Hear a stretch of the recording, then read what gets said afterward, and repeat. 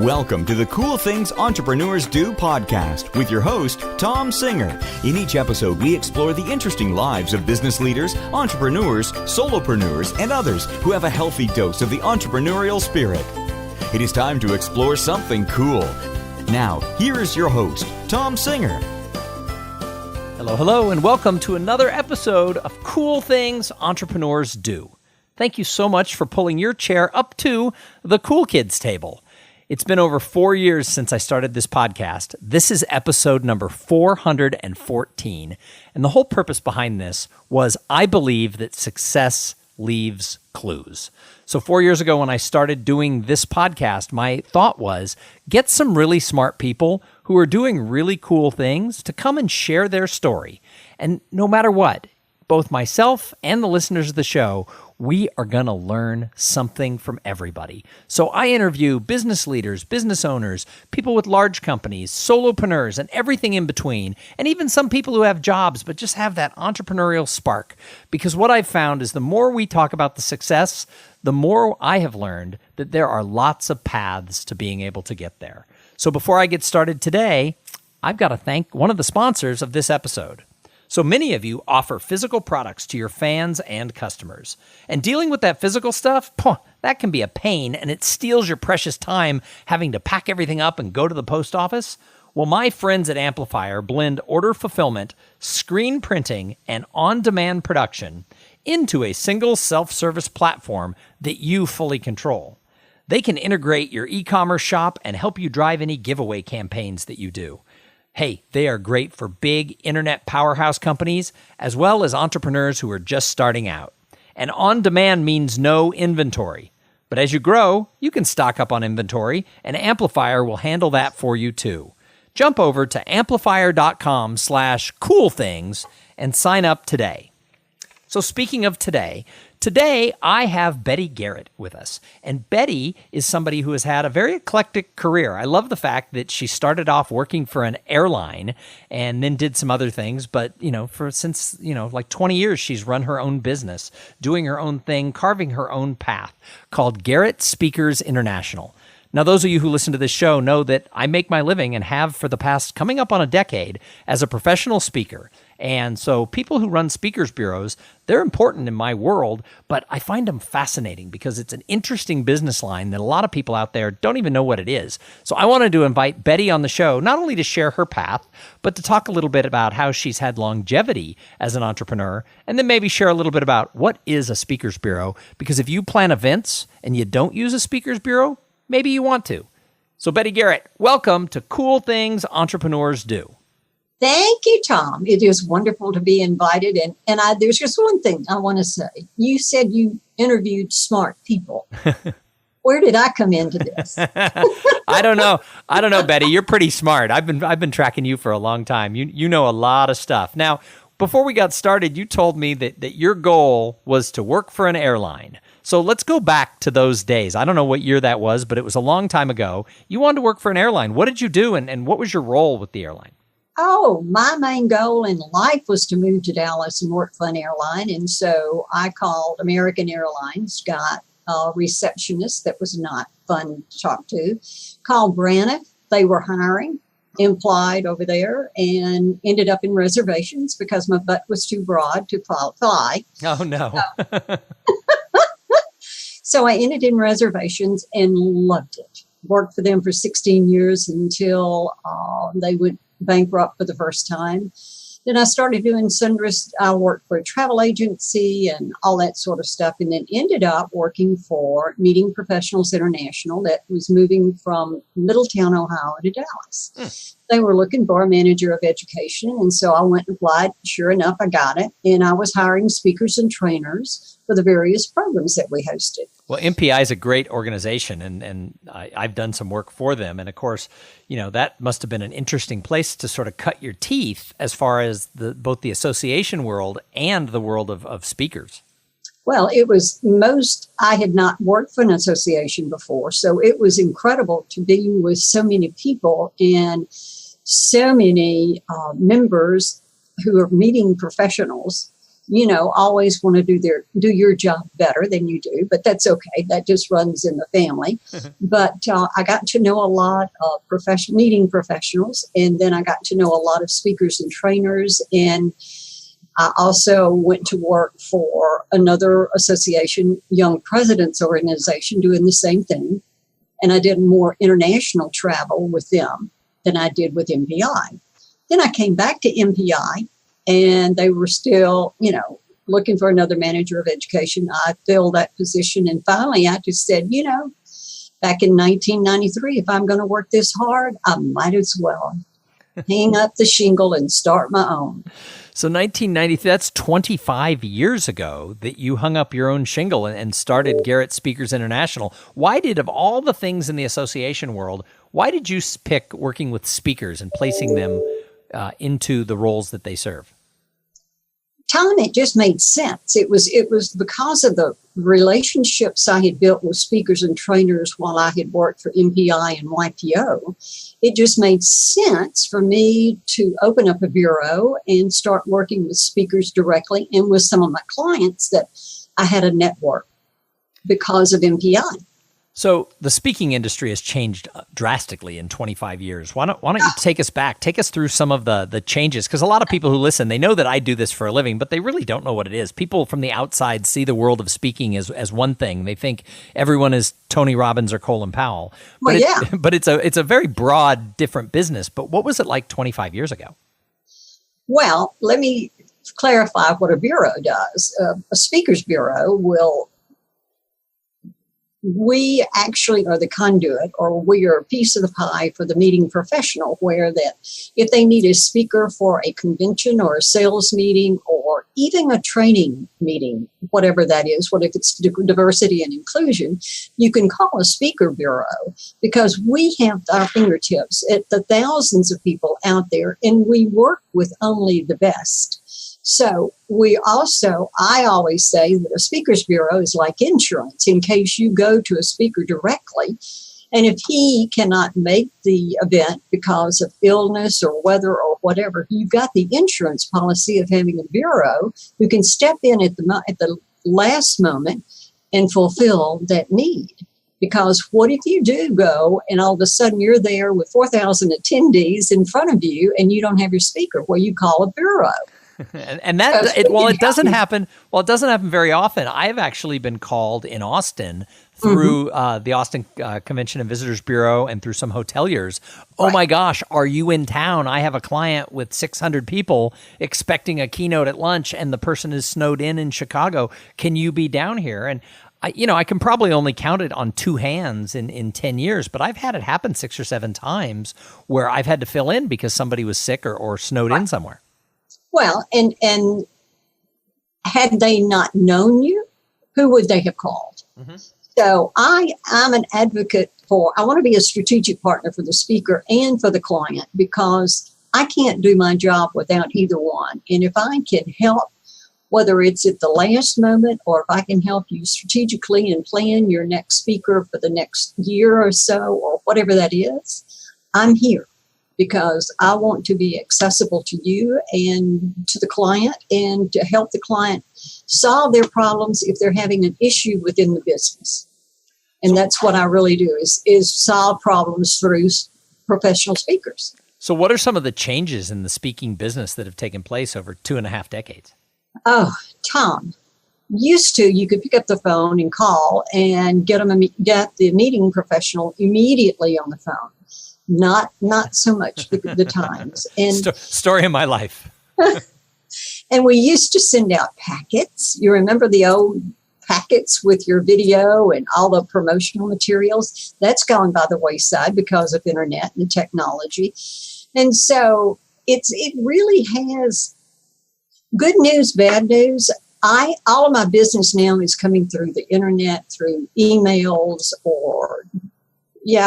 the phone does not ring very often. And I miss that, because that's where I get my charge. That's what gets me pumped up, is talking to the person on the phone, whether it's the speaker or the planner.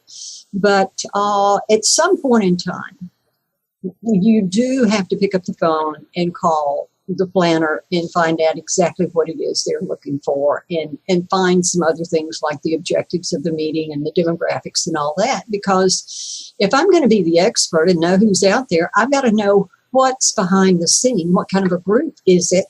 Because if it's a young millennial group, I don't know that I would send a speaker who's 60 years old, because they would not be able to relate. So there's been a lot of changes. There's been a lot of, and our business, or our economy, or our business is changed to the economy.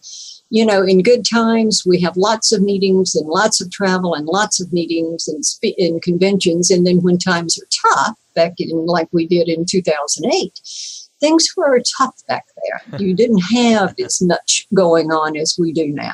Well, that's actually when I started my business. I don't know if you know this story, but I got laid off on April 1st, 2009, which arguably April of 2009 was the bottom of the recession. That was the worst of the worst. And there were no jobs for, senior marketing people in services firms.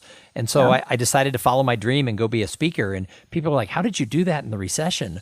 Well, what happened was that so many of the associations were holding off on hiring speakers because they didn't know how many people were going to be able to travel to their association meetings, or if people were going to come at all. And their fees that they were used to paying, they were holding back on that. And I was brand new, and I was like, I'll do it for $1.95 and a chicken dinner. And I developed a reputation because my topic at the time was talking about how do you network better in a world where everybody's moving to the smartphone, because the smartphone was brand new and social media was exploding. Everyone thought, they were predicting that live interaction, live meetings, but also live networking was going to go away. And I always had the attitude that that a like, a link, a share, and a follow was never going to replace the relationship. And so I was teaching people how to do that. Well, the associations loved that at the time because everybody was looking for jobs. And the number one way you get a job was through your network. So my topic was hot. I was new. I was willing to negotiate and work with whatever they had. And so that first 2 years, I was on fire because of that. Well, good for you. At least you found the niche and what you needed to do in order to grow your business and to stay on the radar of everybody. But the thing about it is, everything has changed. There will never, ever be a replacement for face-to-face meetings as long as I'm alive. I hope I never see it, because there's too much learning going on between face-to-face meetings. Oh, without question, they say 2018 and probably 2019 will top it, have been the record for live face-to-face meetings. So over the 10 years where people thought it was going to go away, all it has done is multiplied. People are more hungry than ever to connect with other people face-to-face. Absolutely. And that's another thing, that people are developing more skills, more personal skills, more soft skills because of the face-to-face meetings. Some of our attendees are tied to their phone, and some of the social skills are lacking. And so this is a good way for them to learn how to network and have a conversation.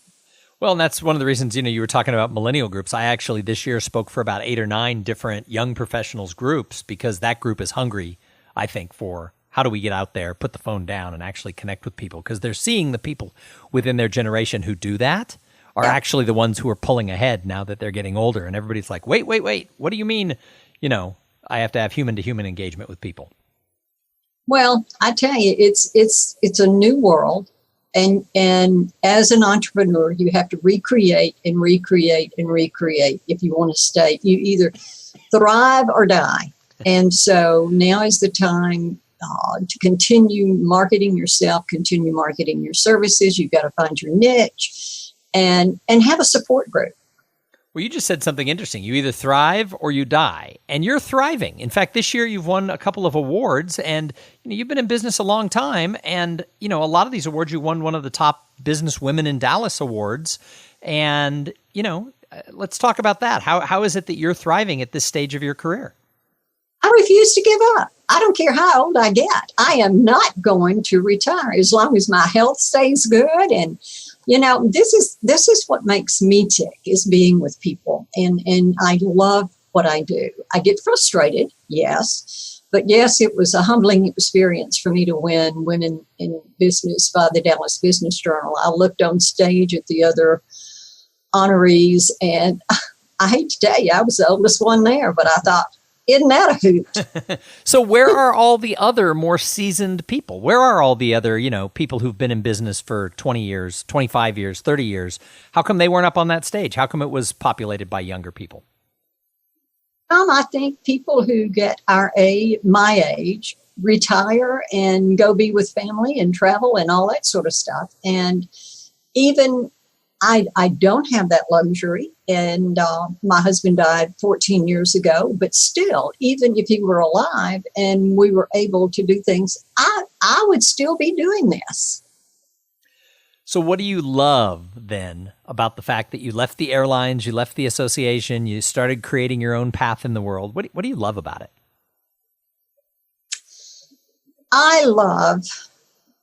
It's a love-hate relationship. I love it because being an entrepreneur, the buck stops here. And the thing about it is I'm accountable to myself and to my clients. I love the freedom to be able to do things differently or change things up a little bit differently. I don't have to worry about politics or the bureaucracy.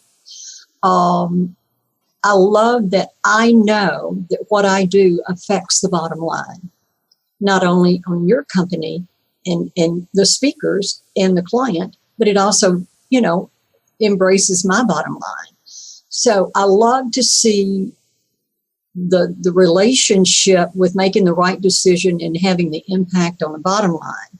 However, what I don't like about the business is that it's a bell curve. If I could figure out a way to keep steady income through this, I would be the richest person in the whole wide world. But it's a bell curve. It's up and down. And so as an entrepreneur in this business, you better be able to sustain it. I would even suggest having your own little, quote, board of directors so that when, you need to brainstorm and continue recreating because things are going at such a fast pace, you cannot depend on what you did 5 years ago or 2 years ago. You just can't. So the only thing I don't like about it is that it's just the cash flow.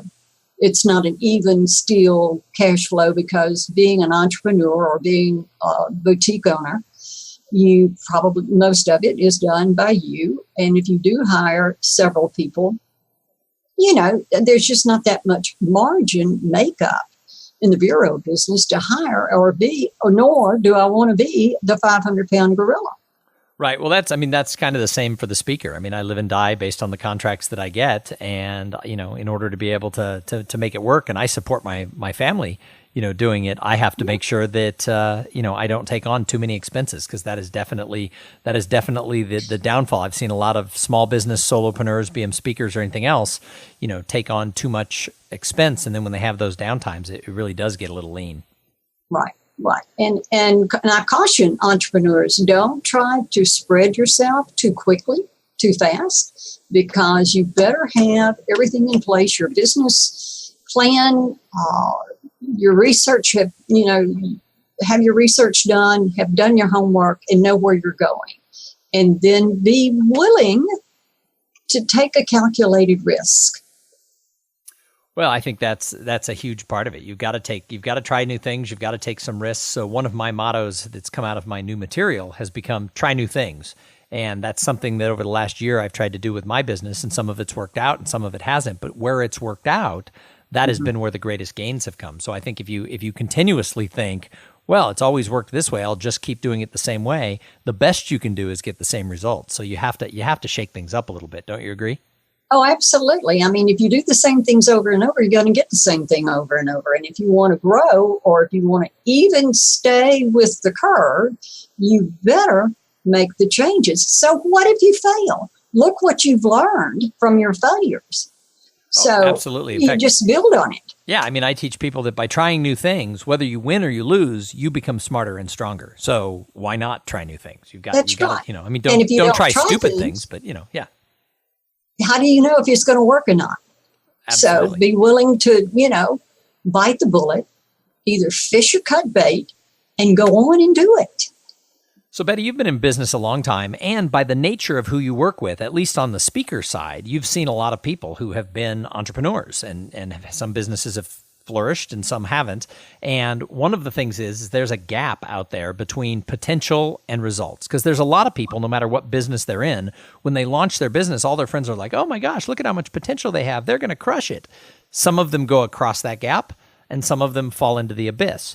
What do you think is the delta that really helps people do more and accomplish more rather than have potential and never realize it?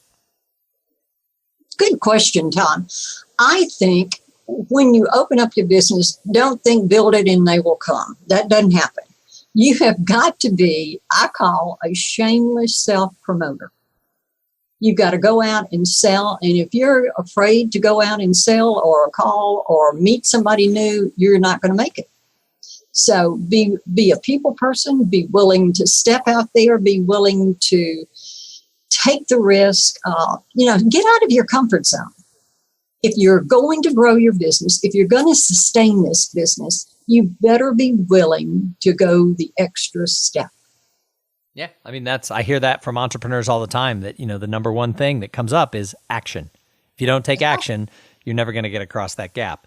So, Betty, I've got a couple more questions for you. But first, I have to thank the other sponsor of this episode. So this episode is brought to you by Podfly Productions. Podfly takes the time and the headache out of creating your own podcast. They set you up with the right equipment, training, and guidance to ensure that you sound amazing. Podfly does all the heavy lifting and the technical work so that you can focus on creating great content, growing your audience, and interviewing really cool people like Betty Garrett. Hey, if you want to start a podcast, and I know some of you do, jump over to podfly.net/coolthings and check out the offer that they have for the listeners of this show. So, Betty, I call the show Cool Things Entrepreneurs Do. What's the coolest thing you're doing with your business right now?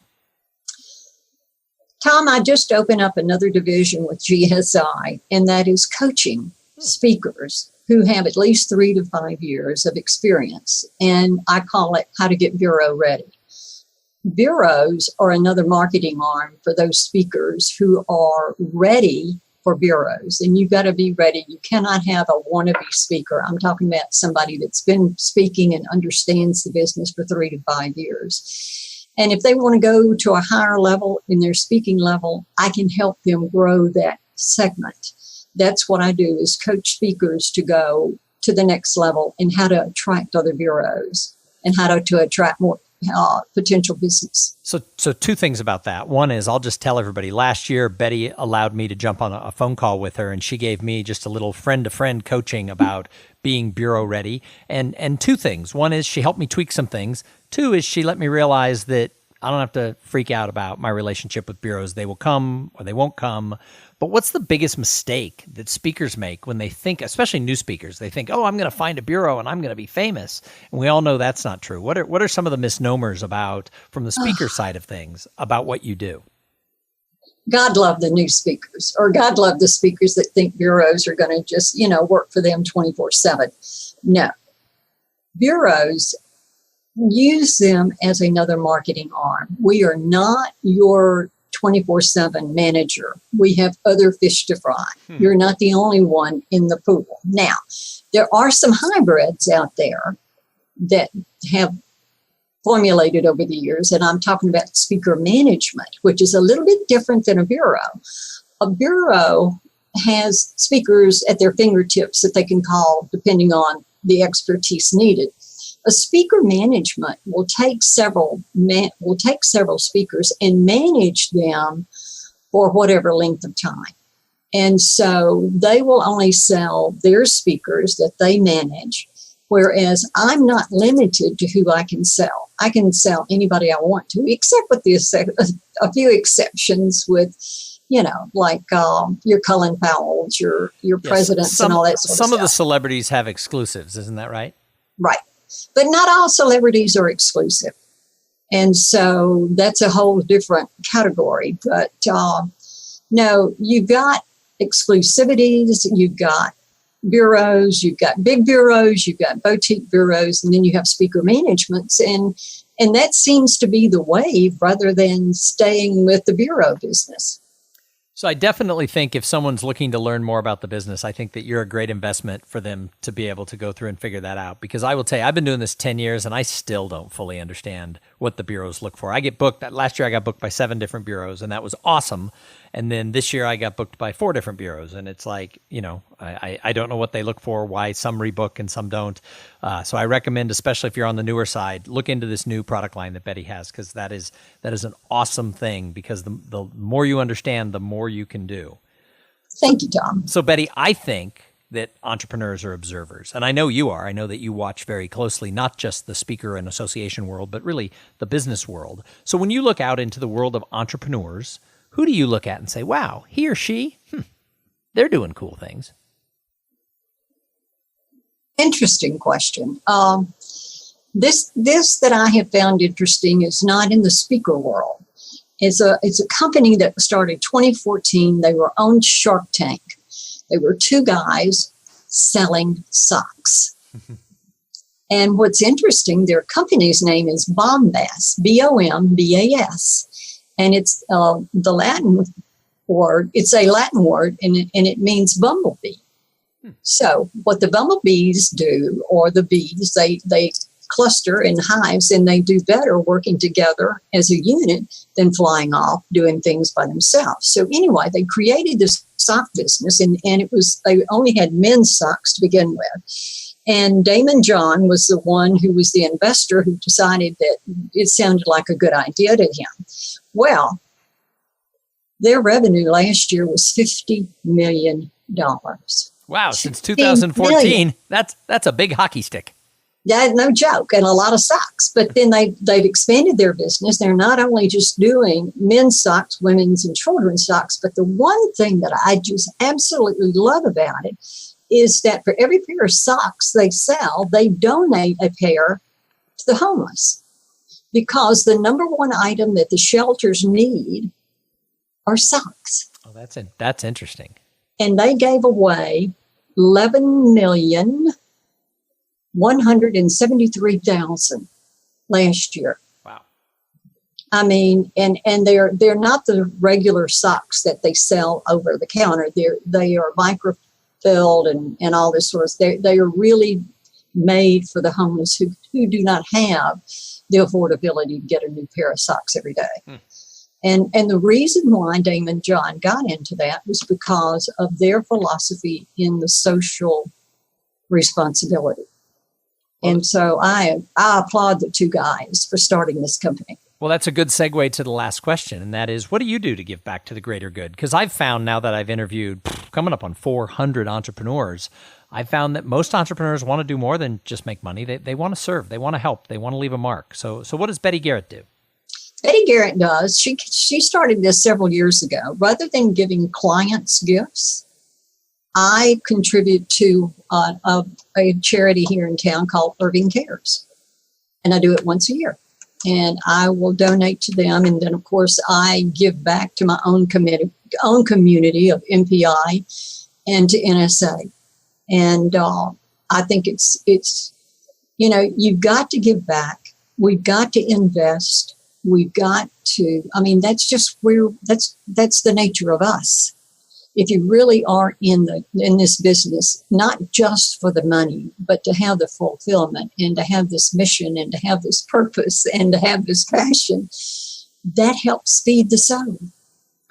The reason I asked the question, and I don't talk about this on every episode, but when I started speaking, at the time I had a full-time job. So the speaking money was like extra. So the family got to go to Europe a couple times and things like that. But my wife said, what do we do to give back to the greater good? And in reality, we gave a little bit to our church on Sunday, and maybe if the Fireman's Fund called or something like that, but we didn't really have a cause. And at the time, our then 4-year-old had some serious surgery when she was 6 months old, and she had my daughter Kate had to have her entire skull rebuilt. and they removed the top of her head, and she's fine. Her head has grown back. It's shaped like a watermelon. It's shaped like a cantaloupe, not a watermelon. It wasn't going the right way when she was a baby. That's why they had to do the surgery. She would have had an elephant man kind of deformity, but she had this surgery, and so we started giving to a cause for research for cranial facial abnormalities, and we just tied a couple of percentage points of every speech I gave. We fast forward 12 or 13 years, and it's over $70,000. And the TED Talk that I gave in 2018 is called The Art of Giving Small, and it's all about how $50, $100, $250 checks have added up to over $70,000 over a decade plus, and how, Kate looks to what can she do with it in her lifetime. And so I think that's something we all have to do, and you don't have to make it big amounts. Like you said, instead of client gifts, that same amount of money year after year after year adds up to become a sizable, really impactful amount to that organization. Well, and with being in my community, I want to support my community. And this is the best way I know to support it. I don't always have extra time to go and feed the homeless or that sort of thing. But what money I have and what money I would have spent on my clients, I think my clients would appreciate the fact that I am giving back to the community and helping others. Oh, without question. I mean, if you think about, a bottle of wine or a box of chocolate, combined with everybody, goes so much farther to help the good cause. So kudos to you, Betty. Thank you. And the other thing is, sometimes I don't know if you know it or not, but my husband died with esophageal cancer, and I wrote a book, From Chaos to Control, a survivor guide for the cancer caregiver, because that was another way I wanted to give back, because at the time, no one had a book on the book. No one had on the market a book for the caregiver. Mm-hmm. And so because of that journey with Jean, I was able to write a book and help those so that if they're going through this, they don't have to be by themselves. And medicine has done such a great job for the patient in giving the longevity and all of that, and they're coming home much sooner from the hospital. The caregiver is just struggling because there's so many things that you have to do that you weren't taught. And so where are you going to learn it if the doctors don't tell you what you need to do? So anyway, that's my other contribution. What's that book called, in case somebody's going through that? It's called Chaos to Control, a caregiver guide. A guide for care, a survival guide for the cancer caregiver. Thank you. That's awesome. There you go. It's a senior moment. I'm sorry. That's all right. But I also have a website, caregiversforcancer.com. Caregiversforcancer.com. Awesome. Right. So if somebody wants to get a hold of you for whatever reason, they've listened to this and they think, I need to hire you to coach me. They think, oh my gosh, it's probably time we work with the Speakers Bureau, whatever that is. How in the world do people get a hold of Garrett Speakers International or Betty Garrett? Well, you can go to my website, which is garrettspeakers.com. You can email me, which is betty@garrettspeakers.com. You can go to my Facebook, LinkedIn. Better yet, why don't you pick up the phone and call me, 972-513-0054. That is awesome. And Betty, I don't expect to see you slowing down anytime soon. I don't intend to. Awesome. Well, thank you. As long as I've got the good health and can keep up, thank God for vitamins, I'm on the road, honey. Well, thank you so much for being a guest on Cool Things Entrepreneurs Do and sharing your story, because it's all of these stories, as I said in the beginning, success leaves clues. And so I'm sure you have just left a lot of breadcrumbs along the way for some of the listeners. So thank you. Thank you, Tom, so much for having me. And I hope I have imparted some wisdom that people can take and use. So thank you. And thank you for letting me be the 414th episode here. Well, thank you. And thank you to everybody who tuned in and listened. I say it every time. If it wasn't for the audience, we wouldn't have a show. Cool Things Entrepreneurs Do has gone through a little growth spurt recently. After we crossed the 400 mark, people started listening and telling their friends. So if you like the show, go tell somebody else. The only way it grows is somebody tells somebody else, and they tell two friends, and they tell two friends, and so on, to quote the old hair care commercial, which just proved how old I am. So we're going to be back in a couple of days with an episode with somebody just as cool as Betty Garrett.